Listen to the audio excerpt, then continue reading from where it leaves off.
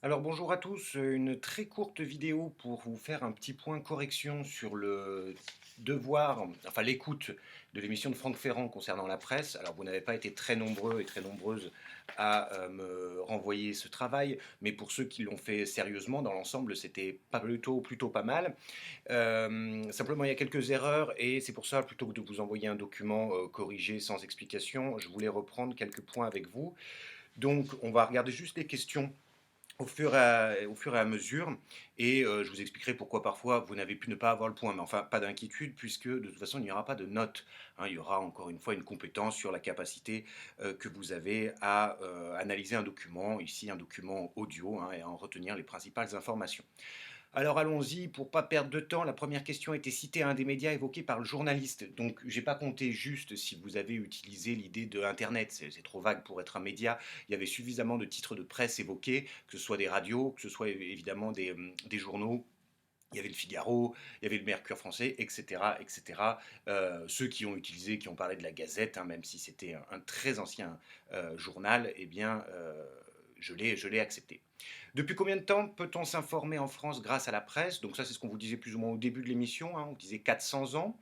Voilà, donc là, il n'y a pas eu tellement de difficultés. En quelle année la première gazette a-t-elle été créée? Là, j'ai accepté deux réponses, puisque les deux pouvaient être justes, hein, par rapport à comment c'était présenté dans l'émission. C'est-à-dire qu'évidemment, on pouvait accepter la date de 1631 pour la gazette hebdomadaire de Théophraste Renaudot. On pouvait évidemment citer celle de 1605 qui avait vu le jour à Strasbourg. Donc, je vous ai accepté les deux. Pour la question 4, vous avez eu des points même si vous n'avez pas forcément fait toute la liste de ceux qui étaient donnés comme inventions qui ont permis le développement de la presse.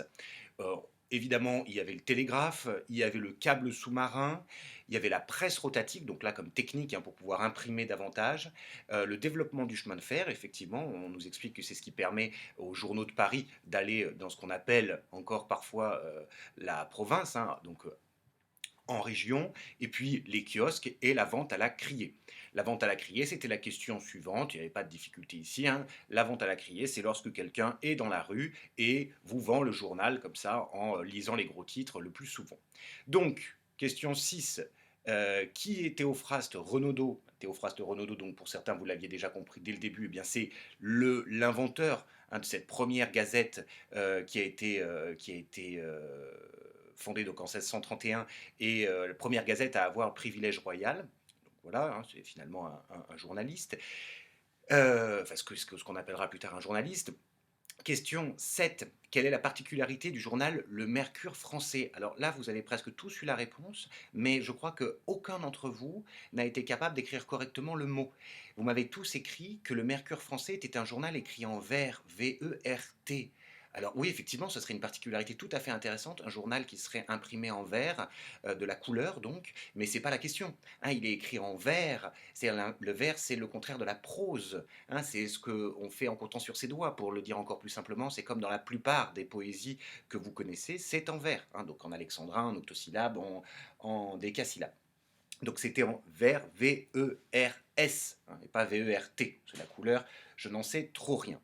On vous demandait ensuite à quel moment de l'histoire de France voit-on une explosion de la presse. Donc là, vous avez à peu près tous trouvé que c'était autour de la période de la Révolution, hein. Si vous me disiez que c'était avant ou pendant, ça n'avait pas d'importance particulière. Quel homme politique souhaite le contrôle de la presse et pourquoi?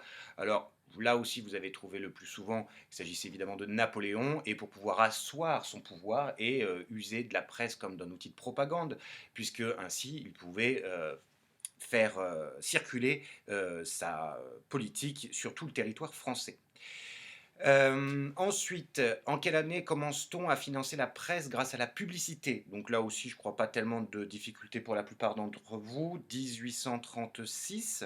Donc effectivement, ça permet, ben, grâce à la publicité aux journaux, d'avoir plus d'argent, hein. C'est le principe de la publicité dont on a parlé d'ailleurs par rapport aux chaînes privées aujourd'hui, avec la publicité diffusée. Ensuite, à cette époque, quel type de roman permet d'attirer le lecteur de journal? Donc c'est évidemment le roman feuilleton. Hein, c'est un roman feuilleton, il n'y a pas qu'en France que ça existe, hein, au 19e ça existe aussi en Russie par exemple. C'est le principe de diviser un roman en plusieurs morceaux, ce qui permet ensuite évidemment d'avoir un lectorat qui veut toujours connaître la suite, hein. C'est exactement le principe de nos séries aujourd'hui. Si tu es un écrivain ayant publié ce type de roman, je pense que l'écrivain qu'il fallait citer, c'était évidemment Balzac, puisque Balzac est l'un des auteurs les plus prolifiques du 19e siècle. Donc il a écrit énormément de romans feuilletons, certains vous aviez même trouvé le nombre, je crois que c'était 33 ou quelque chose comme ça, oui. En revanche, citer Proust me paraît, un peu problématique. C'est-à-dire que vous avez dû confondre parce que Proust a écrit des articles dans Le Figaro, mais alors certes ses romans, sa principale œuvre est une œuvre fleuve, mais enfin c'est pas un roman feuilleton. La Recherche du temps perdu n'a pas été publié en plusieurs livraisons. En plusieurs tomes, oui, mais pas en plusieurs livraisons. Quel grand écrivain n'a jamais participé à la presse? Eh bien, c'est évidemment Gustave Flaubert. Alors Flaubert, on l'avait étudié en quatrième, donc ce serait pas mal d'arriver à écrire son nom correctement.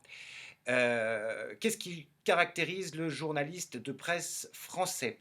Alors, le journaliste de presse français, vous avez pourtant pour la plupart trouvé de quoi il s'agissait, hein. C'était qu'on était dans un journalisme plutôt d'écriture, un journalisme de style, un journalisme parfois un peu polémique aussi, par opposition justement à ce qu'on vous disait derrière, c'est-à-dire que pour les pays anglo-saxons, là je le fais dans le sens inverse, mais c'est pour ma transition, pour les pays anglo-saxons, hein, Angleterre et États-Unis, on est sur un journalisme d'information, de faits, là où en France, on est davantage sur de la chronique, et vous voyez, c'est ce dont on a parlé, c'est un reste aujourd'hui dans la presse française, les éditos, les chroniques et les personnages justement qui sont influents par leur signature et qui parfois finalement ne font pas tellement du journalisme, hein, mais plutôt donnent leur avis sur des choses. Donc c'était ça la distinction que vous pouviez faire, hein, entre les pays anglo-saxons et la France. Donc en Angleterre, on ne signe pas ces papiers, hein, c'est-à-dire ces articles, contrairement à la France. Et dernière chose, mais là vous l'avez tous trouvé, me semble-t-il, vous avez même été certains à me faire un très grand résumé de l'affaire Caillot. Alors l'affaire Caillot, c'est simplement, hein, cette histoire du directeur du Figaro qui s'est fait donc Monsieur Calmette, hein, qui s'est fait assassiner par Henriette Caillot, qui n'était pas contente parce que ce journal disait beaucoup de mal de son époux. Bon, alors certains, vous êtes rentrés dans toute l'histoire, hein, de Caillot, c'était pas forcément ce qui m'intéressait, mais voilà, vous avez compris. Donc, eh bien voilà, pour cette correction, c'est terminé. Pour ceux qui la regarderont, vous avez quelque chose à faire là, un cours de langue en ligne, hein, sur l'adverbe, en vous aidant de votre manuel étude de la langue que j'espère vous avez avec vous.